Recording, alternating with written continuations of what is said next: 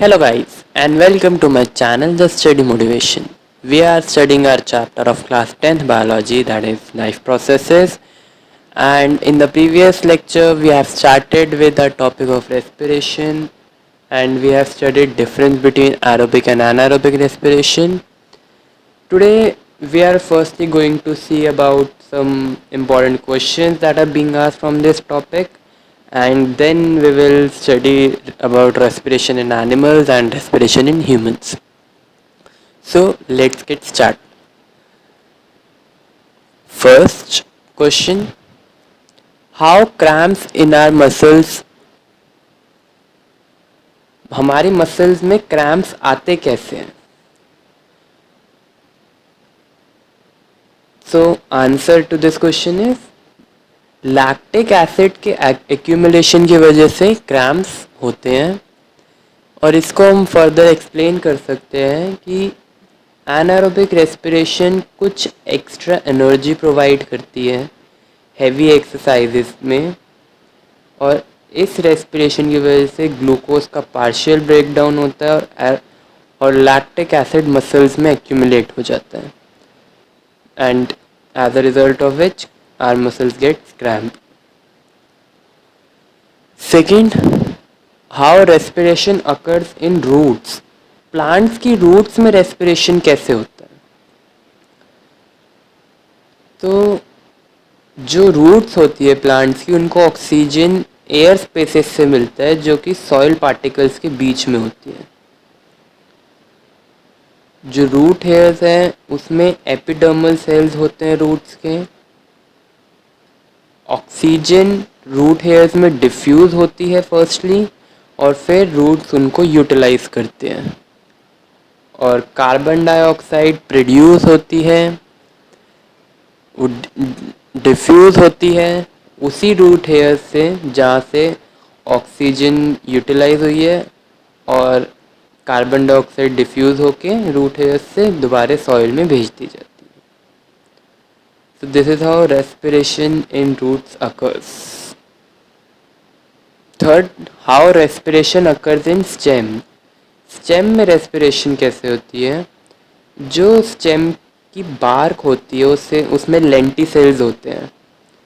Oxygen air में से lenticels में डिफ्यूज़ हो जाती है और सारे lenticels और stem के इनर पार्ट्स तक जाती है, और जो कार्बन डाइऑक्साइड प्रोड्यूस होती है ड्यूरिंग रेस्पिरेशन वो डिफ्यूज़ आउट हो जाती है सेम लेंटिसेल से जैसे कि रूट हेयर से होती थी into the air. Next, how respiration occurs in leaves. Leaves में कैसे रेस्पिरेशन होती है? वी ऑल नो प्लांट्स की लीव्स में स्टोमेटा होता है गैसियस एक्सचेंज के लिए. ऑक्सीजन एयर में से डिफ्यूज़ करती है स्टोमेटा में लीफ के, और सारे लीफ के पार्ट्स तक जाती है, और कार्बन डाइऑक्साइड जो प्रोड्यूस होती है वो डिफ्यूज़ हो जाती है लीफ से through same stomata. So if you guys see process सब में ऑलमोस्ट सेम ही है. रूट्स में वो प्रोसेस रूट हेयर से होता है, स्टेम में वो लेंटिसेल से होता है, लीफ में थ्रू स्टोमेटा.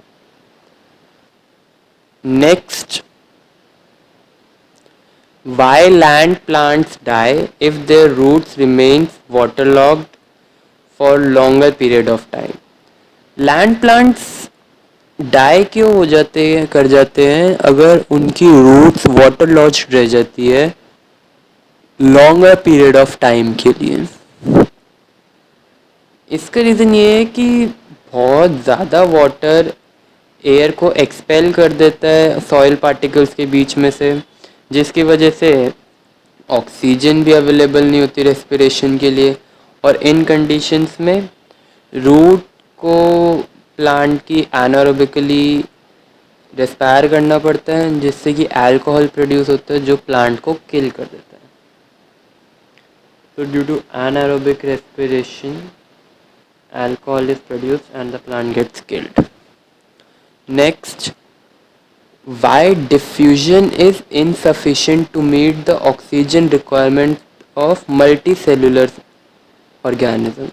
Diffusion insufficient क्यों होती है ऑक्सीजन रिक्वायरमेंट्स को मीट करने में मल्टी सेलुलर ऑर्गेनिज्म की।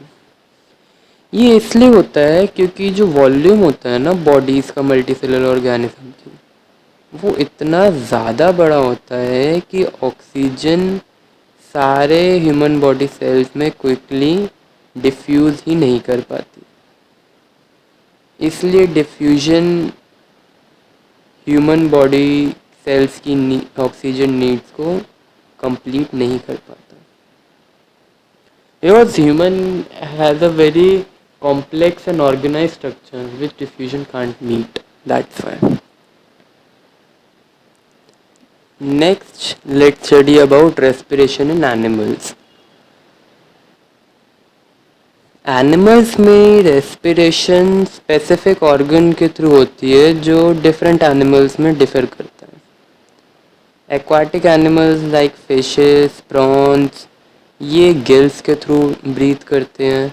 Land animals like cats, dogs, humans, ये लंग्स के थ्रू ब्रीथ करती हैं। फ्रॉग्स दोनों स्किन और लंग्स दोनों के थ्रू ब्रीथ करती हैं। Insects like grasshoppers, lizards, इनके पास ट्रेकिया होता है ब्रीदिंग के लिए। So this is how respiration in animals takes place. Now let's study about respiration in humans, which is also a very interesting topic. तो हमारे लंग्स जो है वो रेस्पिरेटरी ऑर्गन्स होते हैं ह्यूमंस में. Without lungs respiration can't take place. Respiratory system जो होता है ह्यूमंस का, उसमें nose, nasal cavity, trachea, bronchi and bronchioles होते हैं, further leading to alveoli inside lungs. Just like nutrition में, nutrition in humans part में माउथ, टंग, बकल कैविटी, एलिमेंट्री कैनाल, ये सब चीज़ें इंक्लूडेड होती है. इसमें ब्रोंकाई, ब्रोंक्यूल, नेजल कैविटी, ये सब चीज़ें इंक्लूडेड होती है रेस्पिरेशन में. रेस्पिरेशन जिसमें लंग्स मेन स्ट्रक्चर होता है, उनको हम पल्मनरी रेस्पिरेशन कहते हैं. So guys, please do remember this line. Those respiration in which lungs are the main structure, just like in humans, is called pulmonary respiration. After that, nose external environment से air अंदर लेती है body में, nasal cavity में जाती है वो, और वो नेजल कैविटी बकल कैविटी से सेपरेटेड होती है बाय हार्ड बोनी पैलेट, जो हेल्प करता है ब्रीदिंग में, even if we are eating और eating food.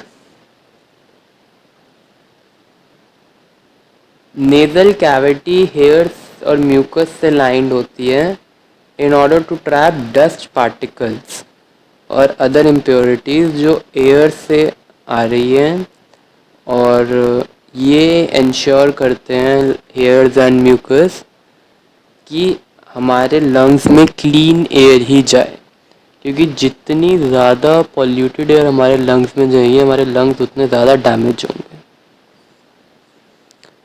Then from nasal passage air enter करती है फैरिंग्स में and then goes into trachea. जो वॉल्स होती है ट्रेकिया की, वो कोलैप्स नहीं करती. जब एयर उसमें नहीं हो तब भी नहीं वो कोलैप्स करेगी, बिकॉज वो सॉफ्ट बोन्स की रिंग्स, जिनको हम कार्टिलेज कहते हैं, उससे सपोर्टेड होती है. जो अपर एंड होता है ट्रेकिया का, उसमें हमारा वॉइस बॉक्स होता है जिसको हम लैरिंग्स कहते हैं. ट्रेकिया नेक के पोर्शन को कवर करती है और उसको डिवाइड करती है दो स्मॉलर ट्यूब्स में, ब्रोंकाई एंड ब्रोंक्यूल्स. दो ब्रोंकाई फर्दर कनेक्टेड होते हैं दो लंग्स से.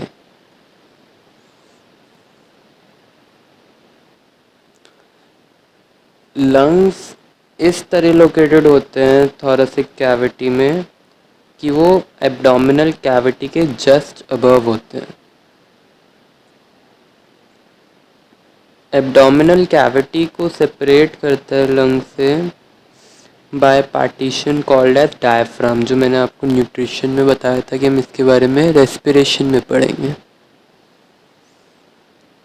लंग्स एक थिन मेम्ब्रेन से कवर्ड होते हैं जिसको हम प्लेरा कहते हैं और एनक्लोज होते हैं within a rib cage made of bones called ribs,